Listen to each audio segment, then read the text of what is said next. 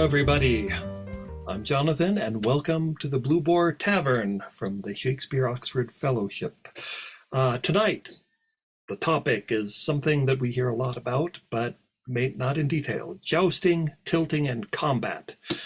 These were aristocratic sports requiring extraordinary skill. They helped England's nobility train for warfare, and Shakespeare's work contained scenes of both theatrical tournaments staged for honor and prizes and things, and real battles. And I'm going to bring up or emphasize one word. These were aristocratic sports.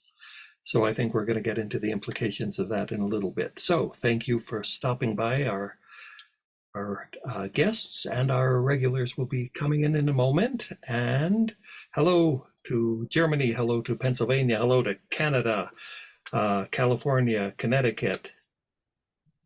Wonderful to have you all here. Just find your place at your tables. You can ask us questions using the question button there at your table. Questions and answers, you can try that and we will try to get them. Here's some of our regular Dorothea walking in the door right now. And our guests, Hank Whittemore, who was a founding member of the Blue Boar, I think 4 years ago, and Pete Frangel, who is a new addition or a guest for filling in the slots. He quickly leapt in here this week because we had a great time with him a few weeks ago talking about bringing the authorship question to classrooms and teenagers. So welcome you all. I also want to bring up somebody in our recent YouTube comments, which I often check. I'll leave comments back for you if you right there. Somebody asked this obvious question saying, well, hey, you guys, how does one get to participate live in the Blue Boar Tavern instead of just watching it on YouTube? And thank you, whoever asked that, because from our side, sometimes things seem so obvious, it doesn't occur to us that it might not be obvious to people out there in the world. It's easy. If you want to become a member, hang out here at the Blue Boar Tavern live right now, like the people are doing. Just go to the Shakespeare Oxford Fellowship website, sign up for the email list. That's it. Then you'll get notifications and news updates. And when the time comes up for a new Blue Boar, a Zoom link letting you in here. That's all it takes. And while you're at the website, if you value all the information on the site and the videos and conference information, why not think about becoming a member and donating? Just go hit donate, because we can always use any help. Just part of only, like I remember, 1/5 of the budget comes from memberships, or so if you can give up a meal a month or a fancy beverage or something, offer it up to Edward de Vere and press the donate button. I think that's it. Did I get that information right, Dorothea? Like, you got every single piece right, Jonathan. You're an absolute marvel. Okay. And you were pouring drinks off screen that people couldn't see at the same time, which is. Here's one of them right there. Yeah. in a Blue Boar mug. Yes. So welcome you all again. Peter, Hank, thanks for jumping in. Welcome. Now, jousting and tournaments. I'm going to start from here saying I've read years about Edward de Vere. And he took place in tournaments and jousts and issued challenges. And then when this came up, I'm like, I know nothing beyond that, really. So I hope you guys know a lot. I'm going to be the designated dumb person this time asking questions, because there are no dumb questions. There are only dumb people asking questions. Oh, that will be me. No. No, not really. I don't believe that. So can we start with a big general question? Like, what's the history of jousts and tournaments? Because I watch movies like Excalibur, and there's Liam Neeson fighting my friend Paul Jeffrey, actually, to defend Guinevere, and they're really intending to kill each other. It was really, really bloody and rough. And I don't think it was that by Edward de Vere's time. The Knight's Tale with Heath Ledger, right? That's a later one, The Knight's Tale. Oh, but okay. Yes, that shows jousts, and they were real things there. Oh, yeah. What were they? Were they a sport, or were they real warfare, or were they shows and entertainment and pageantry, or real duels? Dorothy. I would say all of the above plus Okay. fabulous propaganda for Yeah. Elizabeth and her government and England. And I think I can't overlook that. So I'll start, and Okay. then Pete and Hank are going to chip in, and that's how we're just going to pass this ball around all night. But so the process of doing jousts is very medieval. Middle medieval to later medieval, and by the time we get to the Tudors and to Elizabeth, it was quite a show. It was held predominantly in one of two places, either being Whitehall, which would be the tilt yard would be approximately where the Horse Guards are now in London. Oh, Occasionally, wow. Okay, I know yeah. that. Yeah. So the Horse Whoa, Guards itself is the tilt yard, I've right? walked through that thing. Yeah, the It's like, Holborn Gate, right, which used to yeah. be there, was over the middle of it. Part of the palace was between the tilt yard and the Thames, and part of the palace was on the other side of the tilt yard. I mean, Whitehall was vast. It's extremely Okay. large. Whitehall, of course, yes. Yeah, so yeah, you're walking right through it on horse guards. So and other times there's also was a jousting tournament space in Hampton Court, and but predominantly they happened at Whitehall. And initially it was just for the court.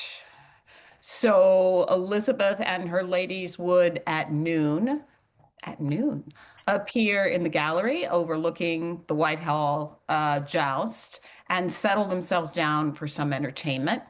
And steps had been built that I'm going to call them theatrical performers would walk up to give speeches about the knights or the challengers. Challengers and defenders were announced beforehand, rode in two by two, wearing what I would call, what would you guys say, allegorical costume? Yeah, sure. Which you That's do the not word see for in it. the old medieval ones where they're really trying to kill each other. They're not suddenly doing allegories and pageantry. Well, this is the theater, I mean, the Yeah. entertainment. A lot of the characters, initially the characters would be kind of like the Red Knight, the Blue Knight, the Green Knight, but as things progressed, they got super creative. Oh, yeah. Well, at a Especially at certain point, Oxford. it must have evolved from real when people got hurt, Chopping each whatever other that with was, axes and things. Yeah. into what you would call, as you say, theater. This was real theater, and I used to bring my wife and I brought our son when he was little to the medieval times stuff and the Renaissance festivals, Mhm. and they were thrilling. Even now, they were thrilling. I mean, with the right costume and the right actors doing it, this was live theater at its best. I kind of hate drawing this analogy, but it sounds like World Wrestling Federation stuff almost. Kind of. Yeah, there was an element of danger. I mean, when these There would horses be. charging at each other and they're wearing, Sure. dozens of pounds worth of armor, and there's a lot of physical risk involved. So there would have been injuries, but certainly the pageantry and the story behind Yeah. it would have been. But you're right, because even in the May 1571 tournament, we'll talk about, I'm sure. Uh, it was how many times you could break your spear on the helmet of your opponent. And that's pretty dangerous Yeah. stuff to Right, me. nothing below the waist. So I saw a question come out, or a suggestion coming out, that we should make a difference between what a tilt is and what a joust Yeah. is, Yeah. and We could talk about that. Yeah. what actually went on. So at a tournament with swords, right, on horseback, you Hmm. get two guys charging at each other at a very high speed. Yeah. And usually there were rules set down, nice play, play nicely, gentlemen, don't kill each other, which would be very specific. You get two hits. You can strike each other twice as you pass, right? And then if you come together, then you get 10 hits, and that's all you get. Do not, and that's, one type of, and that would be like a day of that.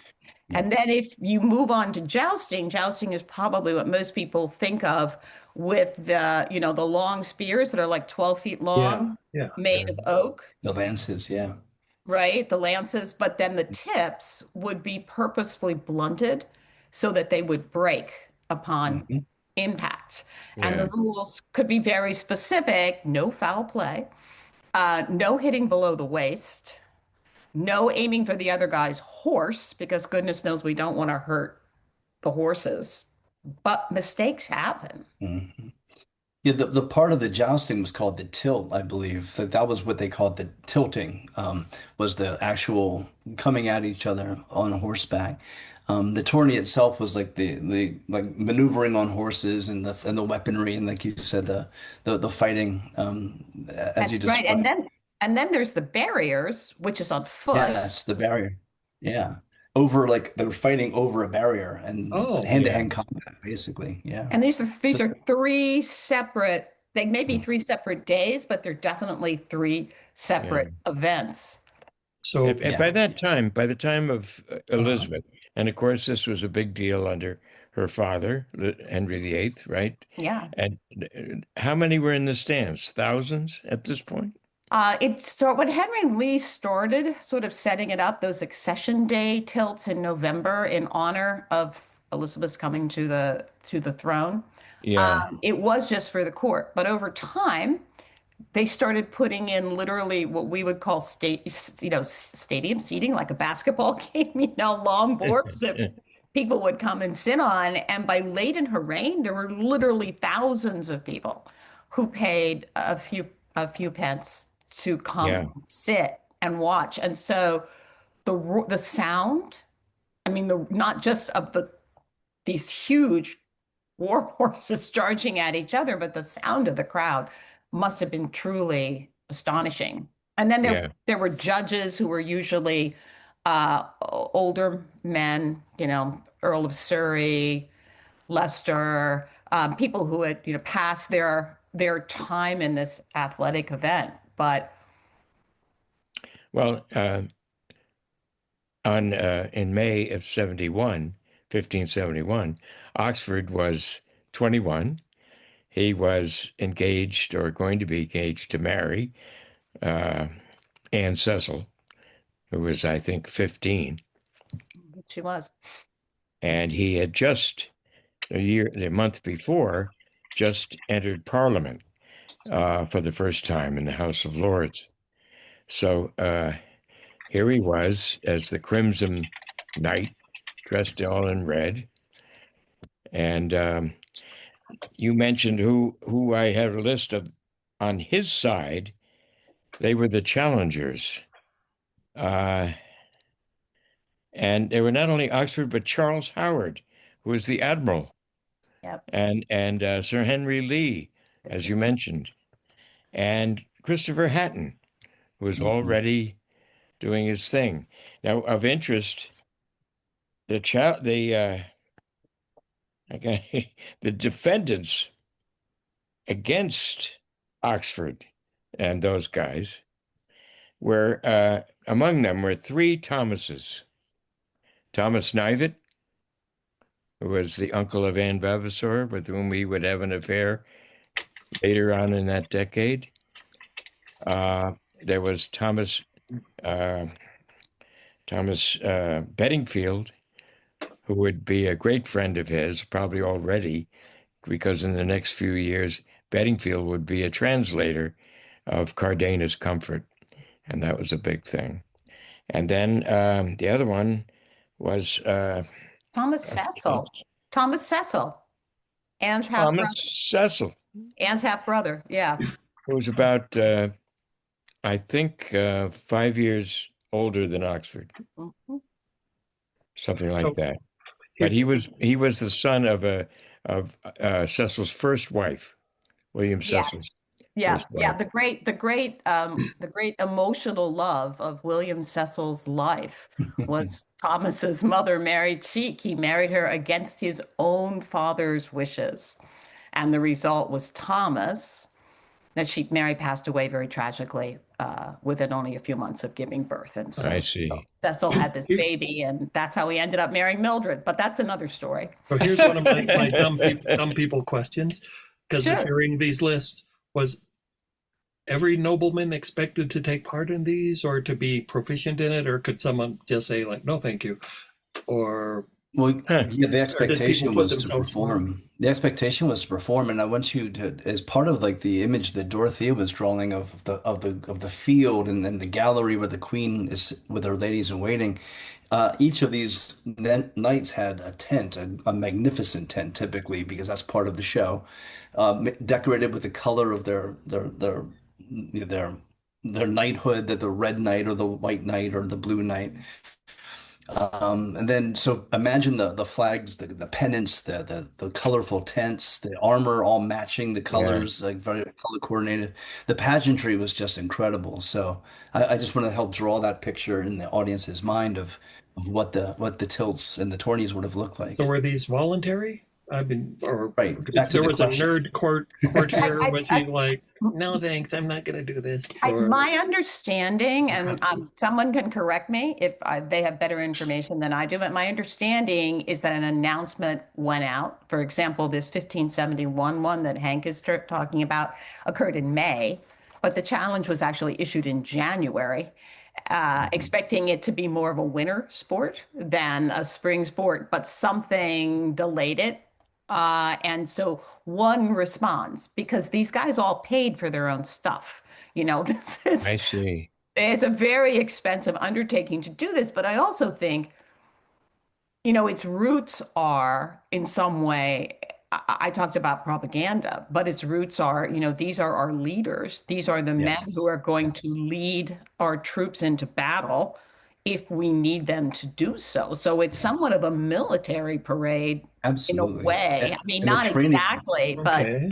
yeah, the it's a training would very, have been it's a, intense. The it's a training, they very would have to train. macho, Yeah, I don't think they, virile, Oh, yeah. sorry. uh, I And don't think they could just step up and say, I feel like doing this today. They had to train probably for months, of oh, I just not think. only just their general training that they've had since they were, teenage boys, but they would have like in preparation for the final kind of, tourney, they would have definitely had intense training with riding and jousting and all. And was It would this have been, really with the intent eventually, hope maybe, of being out there on a battlefield, yes. really They they getting, train for war all the time. I yeah, mean, yeah, I yeah. think that they never stop training for war really because these guys, if you look about what happens to them by the time we get to the Armada, and certainly a number of them go out to other wars in the Netherlands and to France. I mean, they are expected sure. to Yeah, be leaders of men, of thousands of English soldiers, and that this was very important, both to their courage, to their image, but also absolutely. I think to a rallying of people to feel good about our defenders. I mean, I think that's Yeah, very even much. though it's got poetry in it. And Hank, for the 1571 one, wasn't Oxford charged with sort of setting it up, being kind of behind the scenes? Am I right about that? I don't know about that. Oh, I think so. I think he was responsible for kind of, hey, you go organize this. So it's I 3 days. don't know that, but Yeah, I think so. It's Kind three of rings a days. bell yeah. to me. Yeah.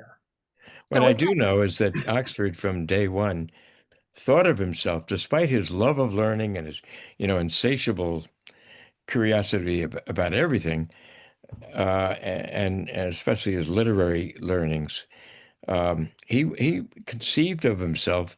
His hero was Alexander the Great, and he wanted to be a military hero.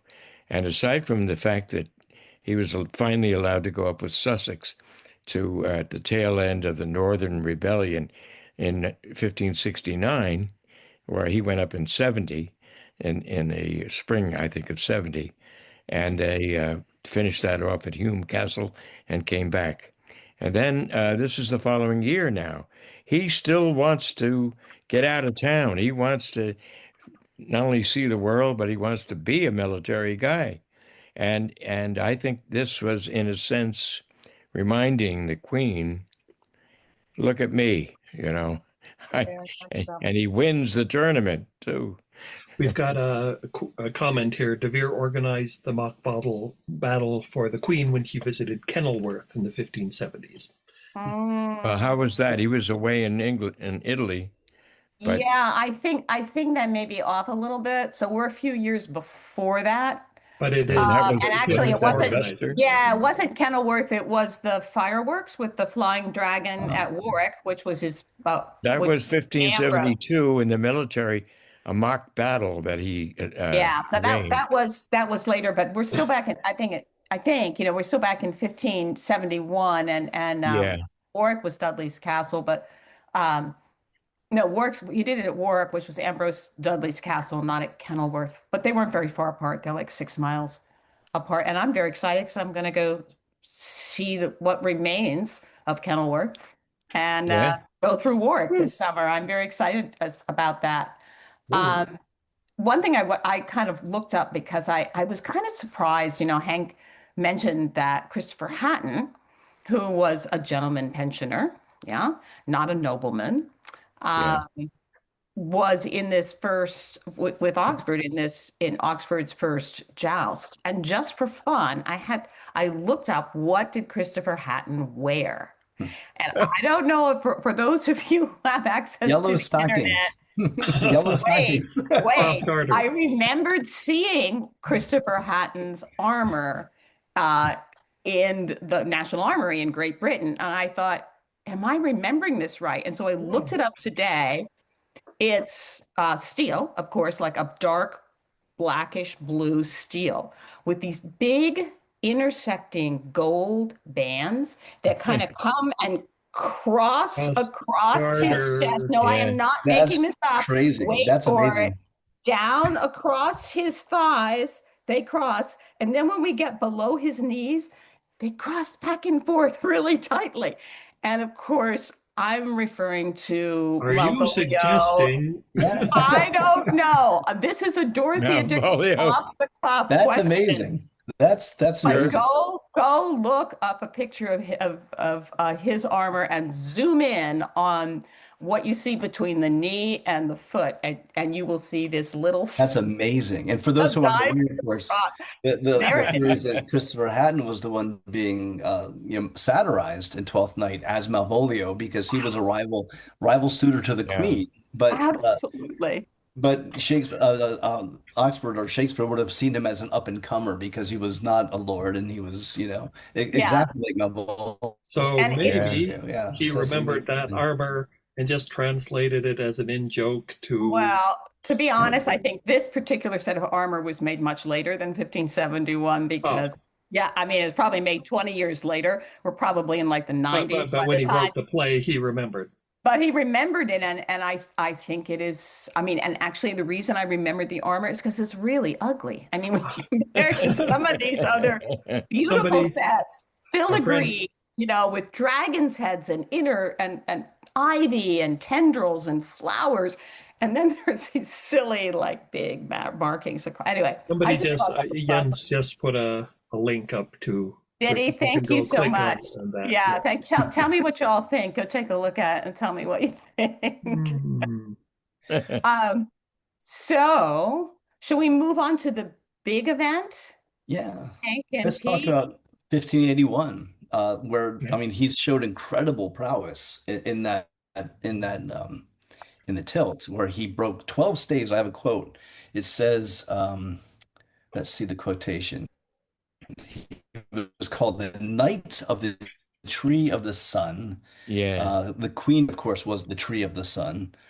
And he broke 12 valiantly, broke all the 12 staves, which was the staves were the lances. And that's an incredible accomplishment because often they were glancing blows or they weren't accurate blows, but it showed incredible accuracy that he could land all 12 staves and break all 12. Yeah. It was quite a feat, and it was noted in the record. So I thought that was a really um, remarkable way of showing his prowess in that tournament, that he outshined all the others.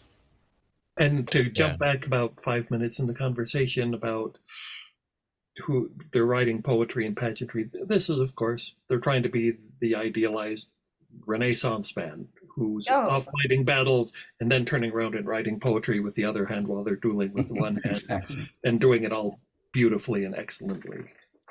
I think, there is we're very fortunate. History sometimes leaves us extraordinary descriptions of things. And the reason this, not just because the guy was amazing in this particular tournament, but the description, um, to set it just a little bit, and no one does a better job than this than Hank. So I'm just going to turn it over to him. But at this particular moment in January 22nd of 1581, Oxford is fighting another battle, and not one with a sword or a lance.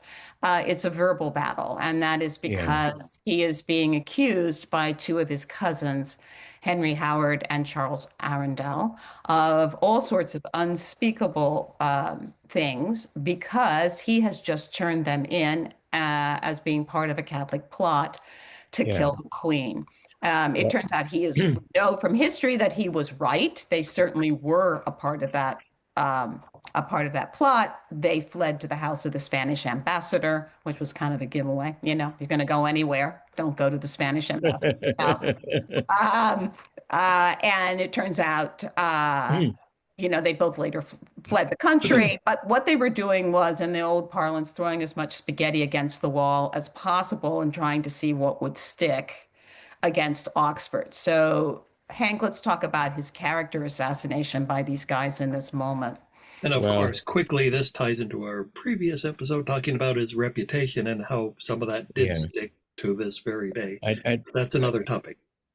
well, it is, but you're right, Dorothea, that it's coming off of that. It had just happened that December, and here we were in January. Is that the idea? Yeah. Uh, Yeah. I mean, and actually, his yeah, the interrogatories that Oxford was writing the responses to were in the very same month as his tournament. Oh, So to imagine what's going on in his head, yeah, that the yeah, charges had been written down by Arundel and Howard. And what was so fun, of course, is that they were contradictory. And then they would say, no, we really can't say that because Southwell has already said that wasn't true. So it was obvious that a lot of it was yeah. complete phony Well, baloney.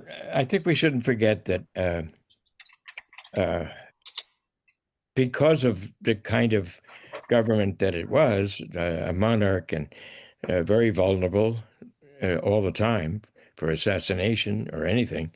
And he was calling them outright traitors.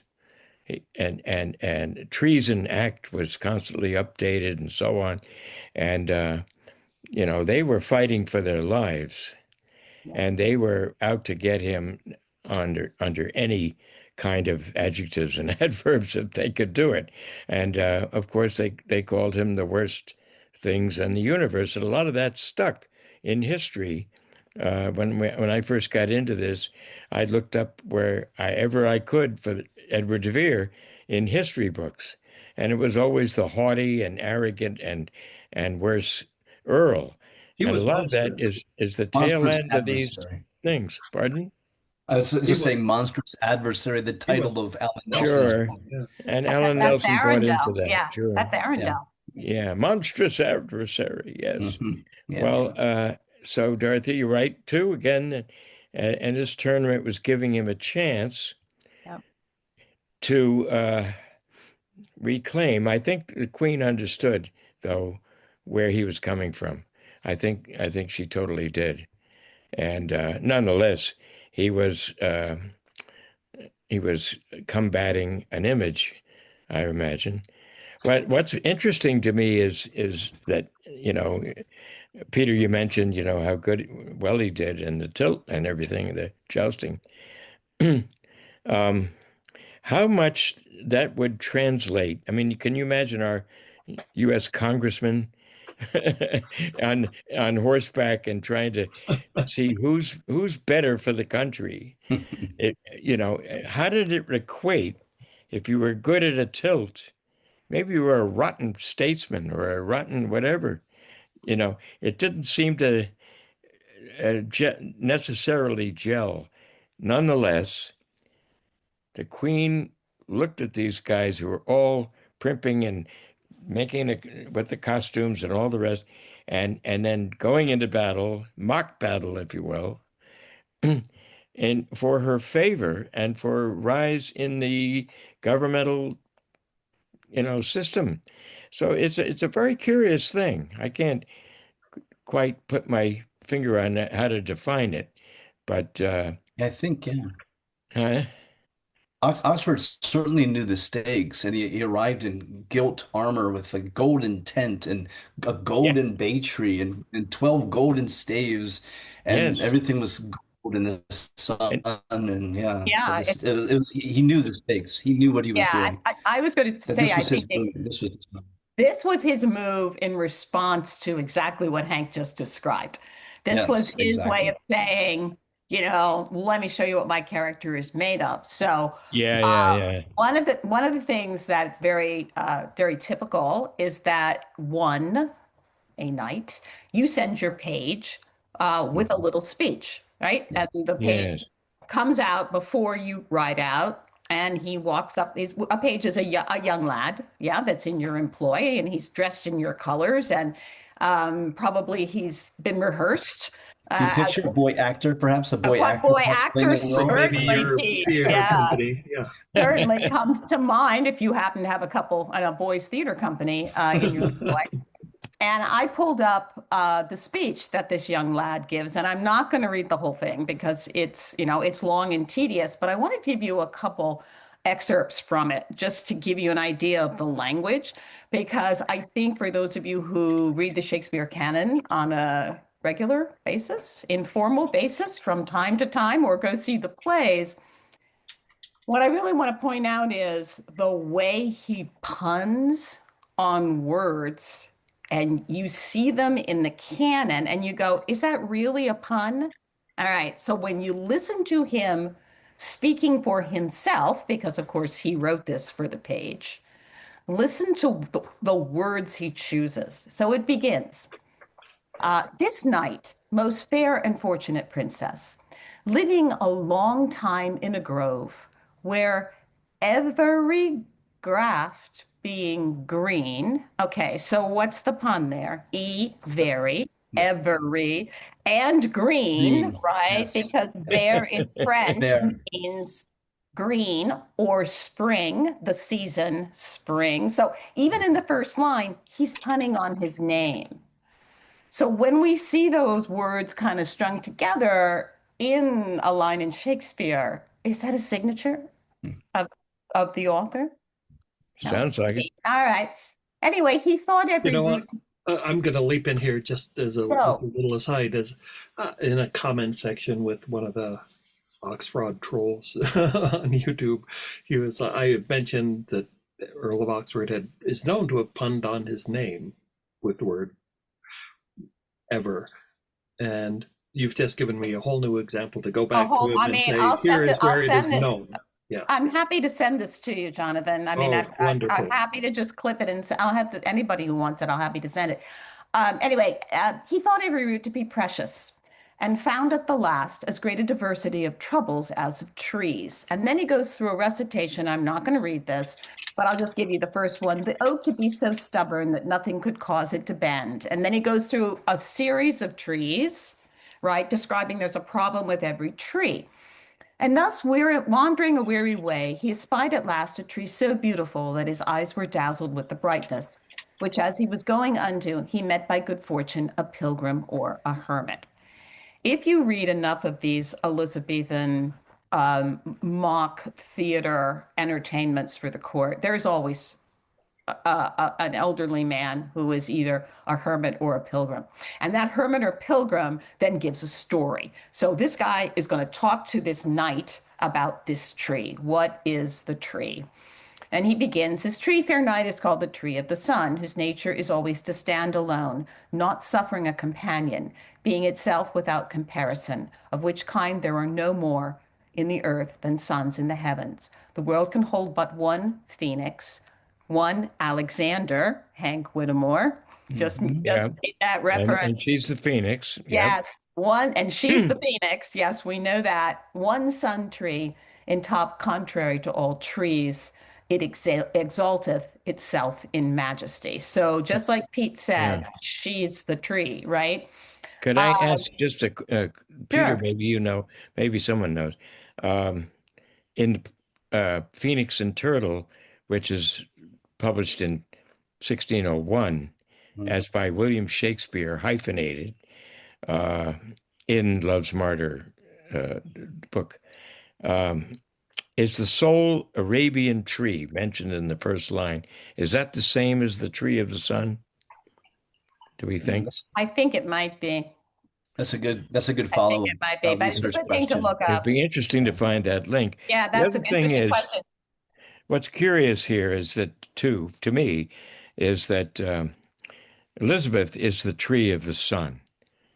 Okay, so the sun is the center of the world, of England, and I think that he had already adopted the Copernican universe with the sun at the center, and the knight of the tree of the sun, who is the monarch and the sun, center of our universe. So it's quite something all coming together for him. Mhm. This stuff never goes away for Edward de Vere. He keeps riffing on it all his life. Yeah, and it does. It, It's it not, also seems to harken to like the Anglo-Saxon dream of the rood, too, where the tree is the symbol of the state and of the goodness of the yes, land. In the dream of the rood, which he would have been familiar with, I'm sure. So, with that wonderful introduction, let me just read you his Mhm. pledge at the end because Okay. it fits into what both of you have said, Okay. just like a hand in a glove. And here it comes, all right? Inasmuch that finding all felicity in the shade and all security in that sun, in other words, she's protecting them, he made a solemn vow to incorporate his heart into that tree and engraft his thoughts upon those virtues, swearing as there is but one sun to shine over it, one root to give life unto it, one top to maintain majesty. So there should be but one knight, either to live or die for the defense thereof. He swore himself only to be the knight of the tree of the sun, whose life should end before his loyalty. wow. Very good. And Uh, yeah, he, yeah, he mentions enemies who are digging at the roots. yeah, he That's does. several times mentioned, and that can only be the Howards, It's Yeah, got to be the hot, right? Yeah. Exactly. That's exactly what he says. They're digging at the roots, but in clasping the tree, so he's making his appeal to the queen, protect me from these two bastardly cousins of mine. Yeah. By And clasping another, the, I want to bring up a point somebody brought up, Tom, earlier, just showing, you know, I sometimes like when our modern sensibility is applied back to them because people are the same. The human nature is the same. But also in other ways, they're really in a different mindset. And somebody mentioned here when he wanted to defend his honor against accusations, they were still in an age when God was thought to favor the victor. Like, if I win this, that proves that I'm true and real. And everyone's like, okay. So that was a whole different mindset sure. at the time. So I just wanted to bring that comment up because I thought that was insightful here. Very good. so do you all want him to, he does make one more appearance Sure. in November of that year in another joust, which takes place at Whitehall again. And he had just sort of come out after being under in the Tower. Yeah. Okay. Huh. So I that's don't know like, much. yeah, I don't that one I think gets overshadowed because of the extraordinary nature of the Tree of the Sun. Yeah. Also, the fact that he had a boy page deliver it. Why would you suppose that he didn't deliver it? Because no one did. They all used their pages. Oh, okay. They all did. Every last one of them. I mean, there are descriptions of Robert Devereux, Earl of Essex's page, explaining why he's the Black Knight, because, and it's great. He comes in being born Sure. on a pal, literally. Guys like carrying him in because he's in such disgrace with the queen. And the boy Yeah. that he has, the page he has that gives a speech explains how very sad and Yeah. sorry he is. It's whatever your relationship is to the queen, I think covers a lot of it. So, But before moving on from that sure. tournament, at the end of the description of it, which I think was a contemporary description, the tent, the crowd Oh, rushed to the tent and tore it into pieces. Oh, And why? They were just so excited. gold. Gold. It's made of A piece gold. of the tent, a piece of. Oh, I see. No, Gold. it Or was it could be like gold, knocking right? over The the when you tree knock over the itself, goalposts. Yeah. yeah, we never said this. We should have said this. The tree itself is covered in gold foil with Hmm. pearls for seeds. and they didn't have Sure. So spray paint back then. Yeah, it's it didn't have gilded. spray Yeah. paint. No, it's probably gold foil is what it Gilded. Yeah. probably is. So that the whole tree, he actually built a tree outside Yeah. the tent. Yeah. And after he wins and the crowd breaks up, and as Hank said, thank you, Hank, they rush and start breaking the tree apart. It's so symbolic, truly, of him and his life. I mean, everyone's taking a They little. broke the tree apart, not just the They tent. did. Huh? The tree itself. And there's also a description that some people got hurt. I mean, in the melee, that people Mhm. were actually injured. Well, if I could just, a parenthetical remark. When Oxford, the year he graduated from uh, Oxford University, it was 1566. And I can't pronounce it right, but Palamon and Our Arcite, site. Hmm. Arcite Yeah. was the play performed and Elizabeth attended. And that's when the stands broke and there were all kinds of injuries, and yet the play went on if there was medical attention. And at one point in that play, it's recorded that they were looking out the window of a stage set at the hounds going off to, hunt. And Elizabeth stood up and yelled, "Look, the hounds! They're actually looking at the hounds." It was like she was transported by theater to actually believe, not really maybe, but to actually feel that those hounds were out there through that window of a stage set, Hmm. which transports me back, less than 20 years later. Uh, she's looking at something that is approaching a reality in these tournaments. It approaches the reality of love, of service, of honor, nobility, and, real military prowess all at once. That this is the queen who fosters the theater, and Shakespeare grows up in this. Oxford grows up in this atmosphere, trying to please the queen, trying to get ahead, trying to be Alexander the Great, if you will. But and he understands the Queen's whole. She's the best audience, and she's the most important audience, but she's also the best one. And I think that was a clue uh, that that we could take away from that. And it also was when he was 14 and graduated from Cambridge, they moved on, and these Catholic students wanted to, to put on a play outside in the courtyard, and they followed her to Hutchins, uh, 10 miles away, and it was evening, and the torches all came, they were lighted, and the Catholic students began their play. And what was it? It was a donkey with the host, the Catholic host, for communion Hmm. in his mouth. And at which point Elizabeth said, "Away, forget this." Even though she was Protestant and this was an anti-Catholic thing, she didn't want to upset too many people, the King of Spain and so on. So she rushed out, very much like the scene in Hamlet where the king says, "Lights away," Right. Yeah. you know. Hmm. And here again, the queen, the he was 14. He was part of that progress. So he undoubtedly saw that whole incident, eagerly seeing what's this monarch of mine doing? Look at her. She's transported by this, and she's disgusted, and she leaves. This probably made an eternal imprint on his mind, and But like, there's no greater sense of this is the power of theater. that's right. And Absolutely. it couldn't have Absolutely. escaped him when he was writing the scene in Hamlet, to catch the conscience of the king.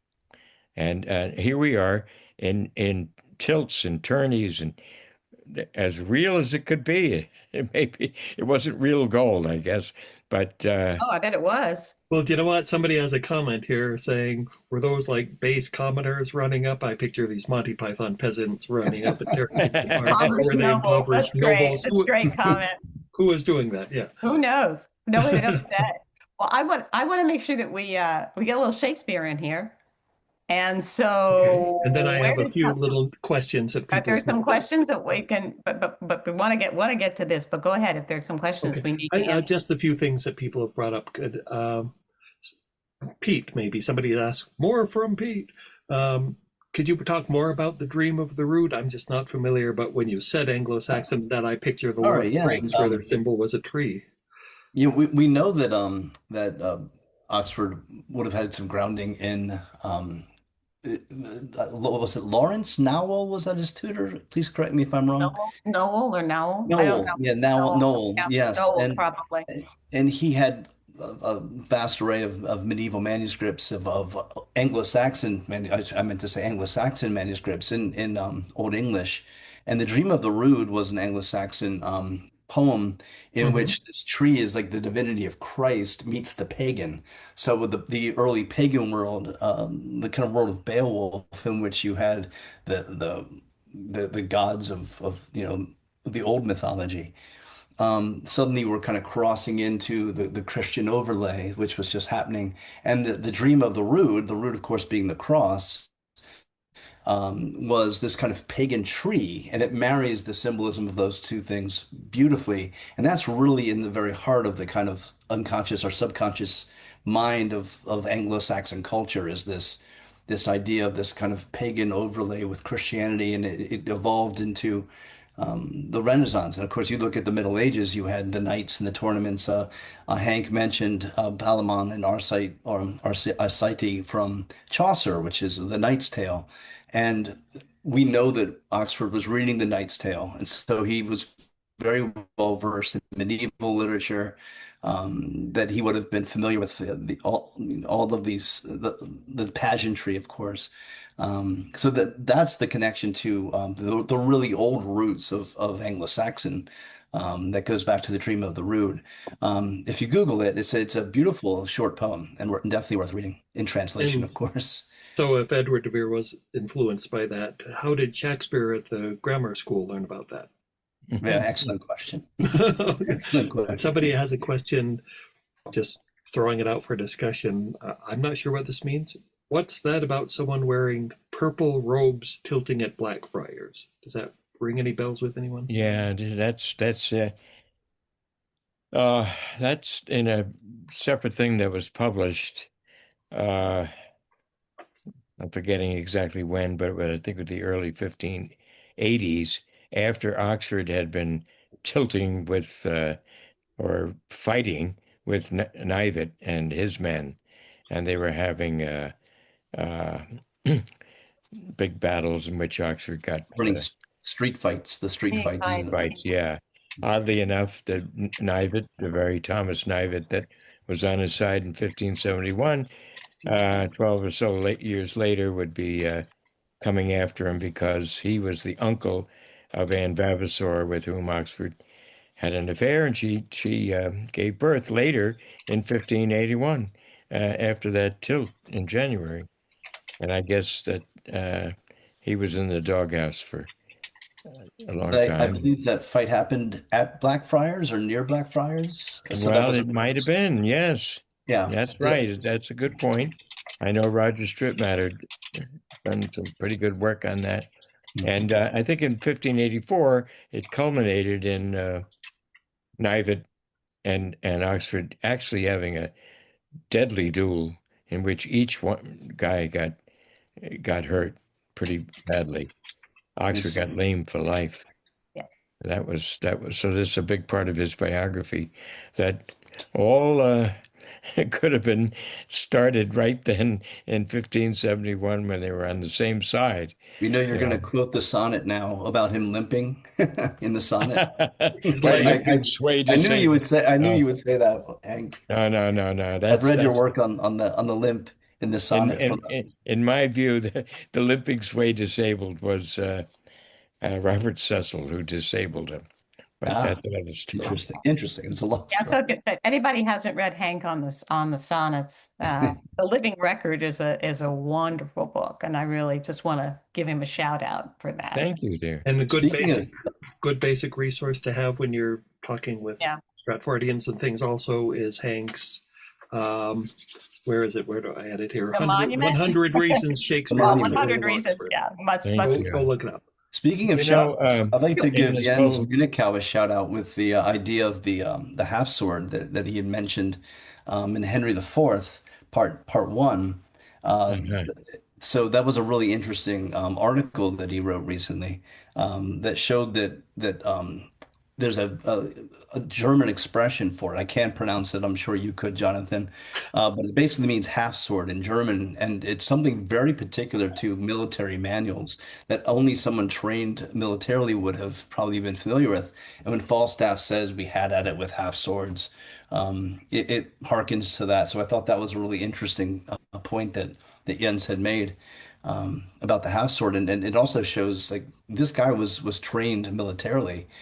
His whole family was going back generations, and Yes. one of the problems I think for Oxfordians is to Hauptschwer. look at Yeah. how the Oxford family appears in the plays because they played larger than life roles, especially in the story of the Henry VI, Richard II cycle, and there was in Henry VI Part Three, you have Oxford playing a huge role in the battle that actually was kind of underwritten by Shakespeare. So I was wondering if any Oxfordians had an opinion as to why Oxford didn't create his own family larger than life, because they did play pivotal roles in some of these historical battles.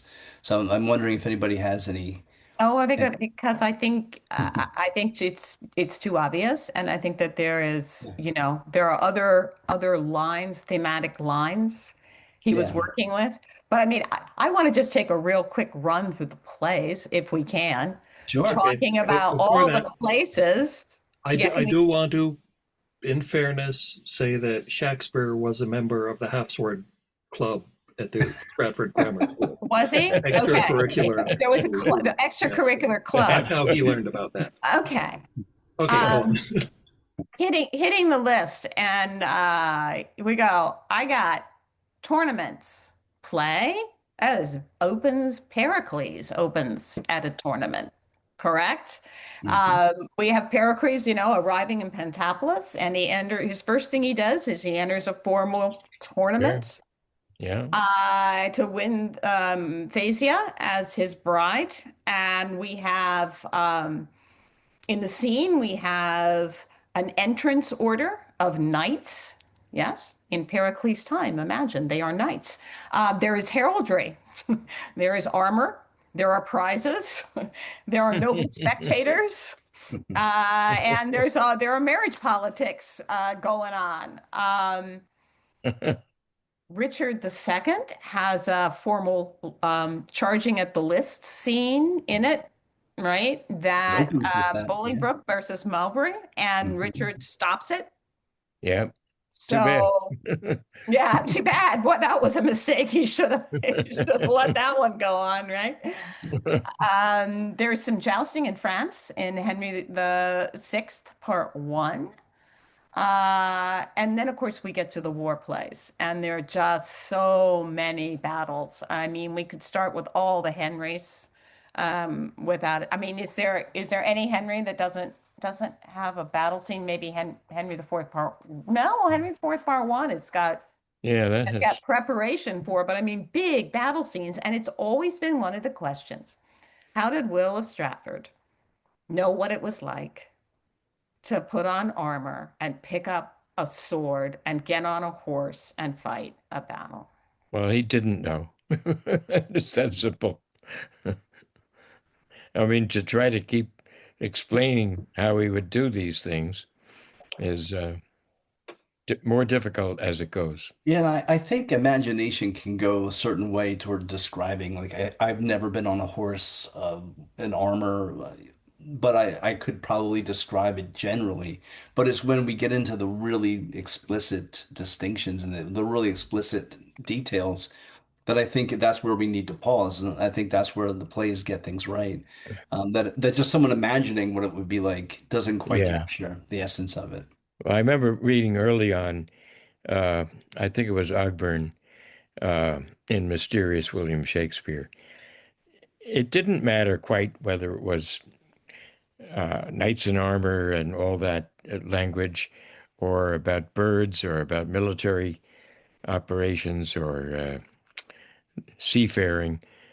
It's not that it you can feel in the writing that he did not stop in mid-sentence and say, "Let me look at my bird book and Yeah, see yeah. what to do here," or "Let me look in my seafaring book." Yeah. No, he had it in him, and these words came to him as metaphors and so on in the heat of the writing.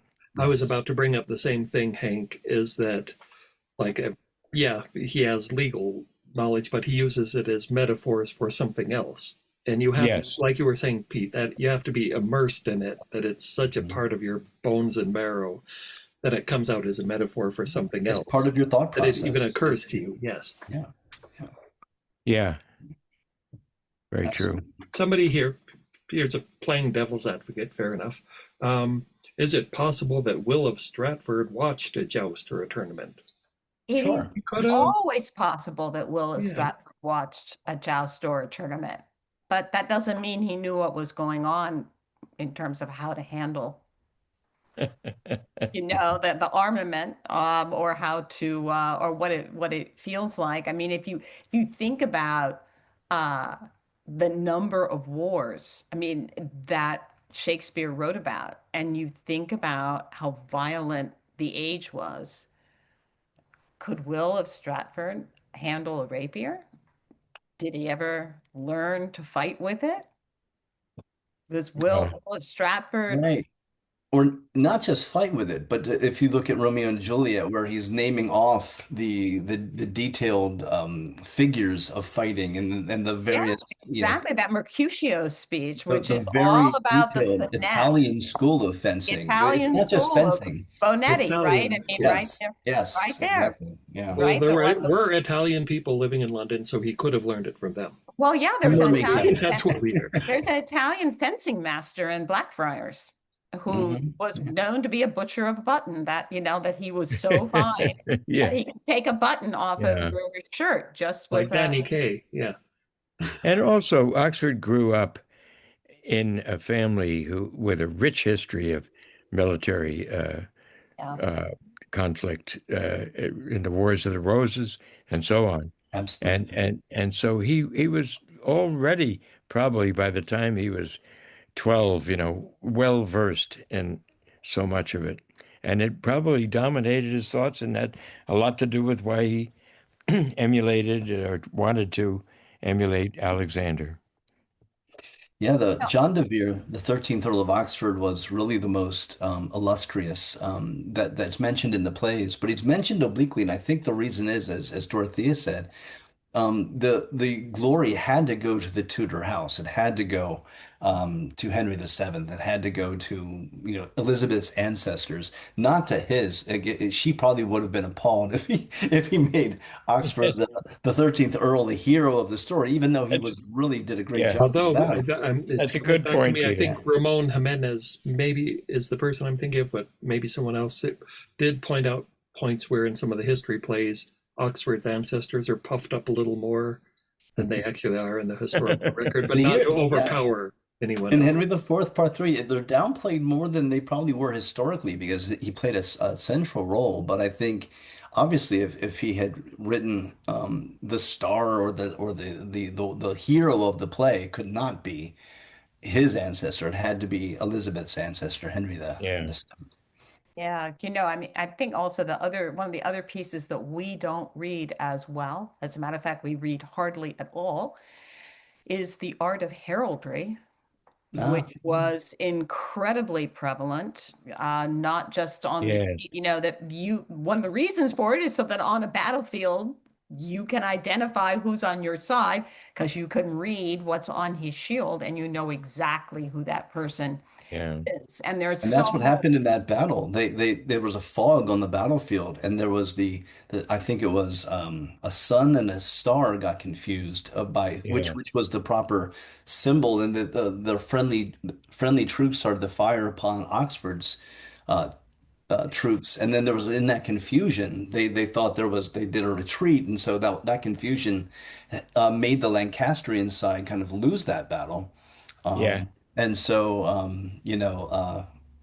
that's interesting. But then, of course, they died very heroically. You also had was it Aubrey and the 12th Earl, I think, were executed for fighting for the Lancastrians against Richard, and I think they were executed, if I'm not mistaken.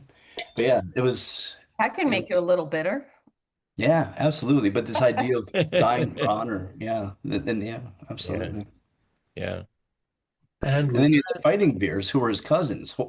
Horace slash Horatio was known as one of the fighting Veres. And then there was also Francis Vere, who won a whole bunch of battles in the Dutch fighting against Spain. In those battles, the Veres really distinguished themselves and became known in history as the Fighting Veres. They Sure. won quite a few battles and were known for their tactics. In fact, the tactics and the training of the troops that they employed later became almost like the field manual of British military training and tactical manuals going into the English Civil War after that period. Because the Horace and Francis were so well known as the Fighting Veres, and those were the cousins, of course, of Edward the Yeah. 17th. Yeah. This might have been a conflict for Edward de Vere, of emotionally. Here are these cousins of his who were, Yeah, I know, they were younger than he, but and yet they became the Fighting Veers. You're right, yeah. and he wanted to be that. Didn't get a He chance still to do it. Yeah, dreamt of it. Well, he had some chance, right? He went to the yeah, Netherlands, but he got that's called true. back, right? Yeah, And yeah, as Hank mentioned, he went with his uncle to fight the Northern Rebellion. Mhm. yeah. Um, but it wasn't that type of glorious military career, perhaps that he had No, initially wanted. But who needs a sword and a lance when you got a pen? That's true. any final Right. thoughts? And he's lasted a lot longer than they have. Any Yes, final he has. thoughts? Because it's closing up time. Any quick Last summary? last Our, call, our, last call. in fact, some of our people in that's different time cool. zones, we have different time zones within the Yeah, program. I would just, They're just like, leaving, and because they're saying sorry, I have to go to bed. oh, I Yeah. would just say, I hope that this has been certainly I've certainly learned listening to you all and listening to the chat as well. But it's I think why we said at the beginning, these royal tournaments were military displays, theatrical displays, certainly propaganda displays, physical displays that required incredible courage, incredible Yeah, strength and very sophisticated skills in order to be able to maneuver a horse in something that weighs close to 90 pounds that your body is encased in, yeah, charging at full speed and hitting fairly and defending with you. I mean, it's a huge undertaking while people are shouting and screaming and you want to win the prize and make the points with the queen and the ladies of your choice and whatever else is on your mind about your lousy cousins. So well, they had tilts and tourneys, and we in the World War II had John Wayne. And, it, Yeah. and I think there's very similar. When you talk about propaganda, uh, it sounds like a dirty word to an ex-reporter, but really it was glorification. And look, look at us. We're the mighty USA. And it's the same with England back then, just different technology and different stuff. Yeah. Any chance to put one over on the French, of course, was applauded. Ah, Yeah, absolutely. that was hard to do in that area. All right. I want to say a special thanks to you and Hank, as usual. It's always an honor to have you here as one of our grand old men of Thank Freudianism, you. although you're youthful at heart. I don't know about grand, but old. Well, we think you're grand. And Pete, it's great, and we hope you come back and join us again too. And Good to meet you, Dorothea, Pete. it's always wonderful. Thank you. Dorothy, as usual. Yeah. Okay. Thanks All right. to all our visitors, and Hey, until next time. Bye-bye. drive safely.